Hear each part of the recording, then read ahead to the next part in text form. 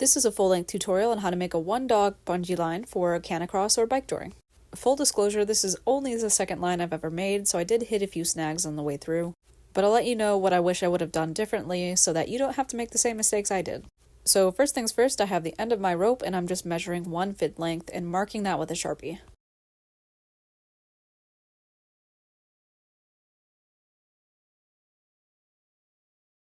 I'm going to use that Sharpie mark as the bottom part of my loop, and then I'm going to kind of mock up exactly what I want my loop to look like. You can make it as big as small as you want. And then when you have it down, just mark the other side with a Sharpie. I'm going to put the fid on the end of the rope here, and then we are going to take it and thread it straight through the middle of the rope at the second Sharpie mark.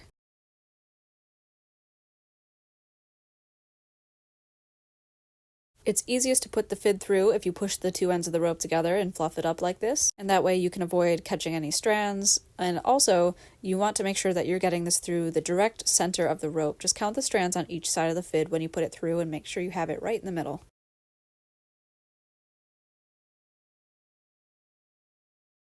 Pull that rope through almost all the way so that you can see the second Sharpie mark.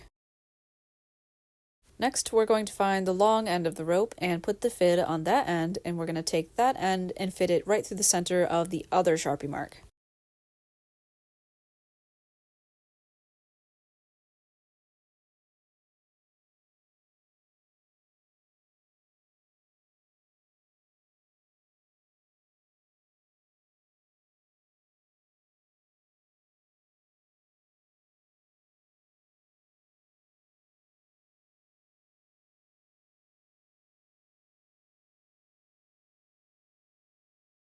Pull it all tight and you'll see exactly how your loop has turned out.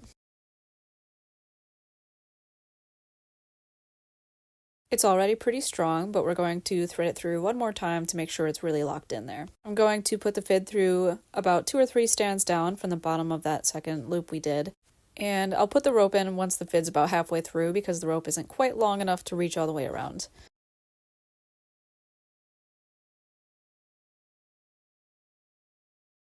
Pull that tight, and now we just have to take care of that loose end. If you've done it right, it should look just like this. Same sort of thing as last time. I'm putting the fid in about 2 or 3 strands down, but this time I'm not going all the way through, and I'm just working it up the center of the hollow core of the rope.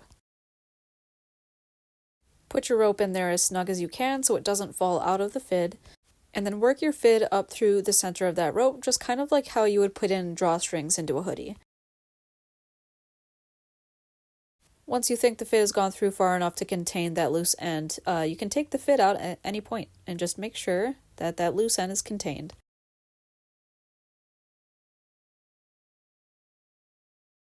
Pull it all tight and everything should look great.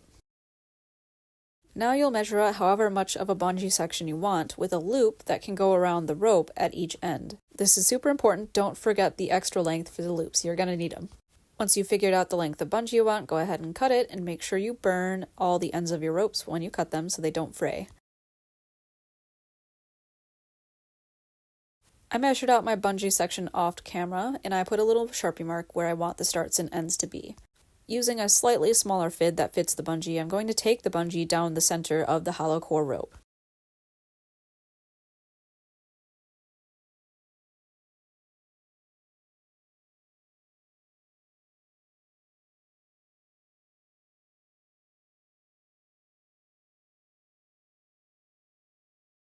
Now that I've reached the end of my bungee section, I'm going to take the fid out, and I'm going to make sure that both ends of the bungee are outside of the rope.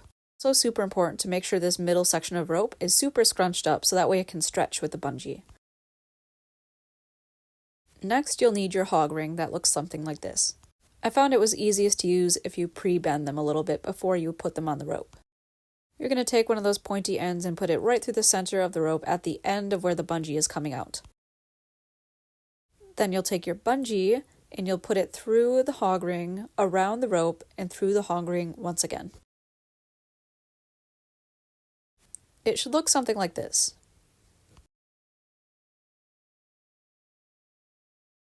Once you have that figured out, go ahead and clamp that hog ring closed as tightly as possible. And now your bungee will definitely never slide back through your rope. Go ahead and do it again on the other side.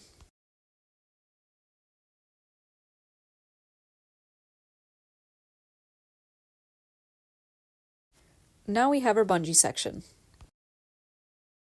At the opposite end of the rope, I measured out exactly where I want my snap loop to be. Just like we did on the other end, mark the bottom end of the loop and then 1 fin length away from that loop.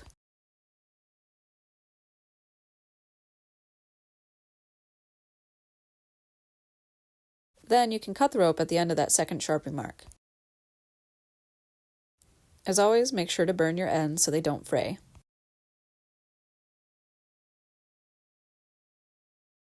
Just like the beginning, we're going to take the end of this rope and fit it right through the center of that farthest from the end sharpie mark.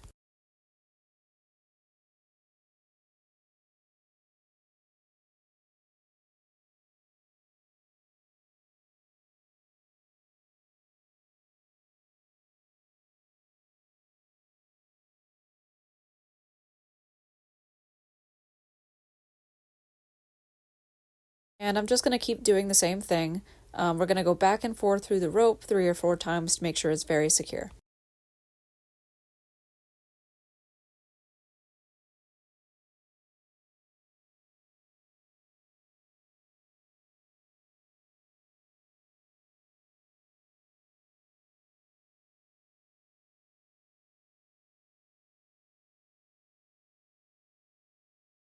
And just like last time, we have to take care of the loose end. While you're watching, I'll talk about my first mistake, which was getting a rope that was just too thick. You'll see at the end when I put a brass snap on the end of this rope that the loop is just barely small enough to fit through the eye of the snap. This is 1/2 inch hollow core rope, and I think next time I'll be going for at least 3/8 if not smaller, which is honestly great because when I was looking for rope options, there was way more options for 3/8 than there was for 1/2 inch. I did also partially choose this rope because it has a reflective strand in it. And since I'm often bikejoring at night or, after 5 p.m. in the north here, I want pretty much all of our gear to be super bright and reflective and easy to see in the dark.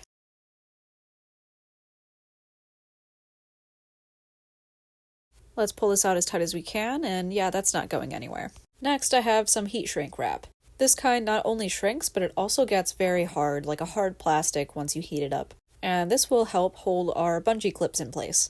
I'm just measuring out enough to cover our bungee clips, and then we're going to slip them over the end of this rope. We're going to bypass the first clip and take this to the second. And I'm not going to lie, I was kind of scared it would not fit over my clips, but I figured out that if you just kind of twist your hands back and forth, it will make it over.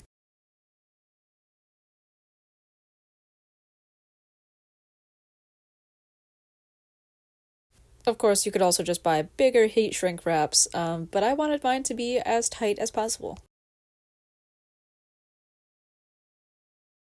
And now we can go ahead and slide on the second one.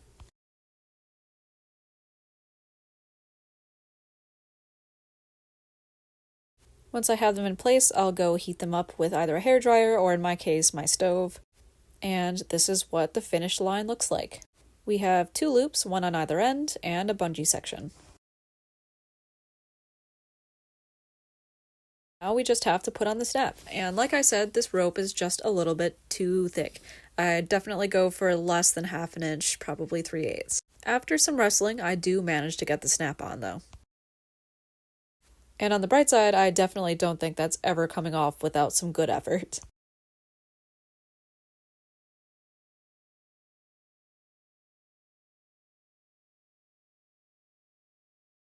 Now all that's left to do is set it up on the bike.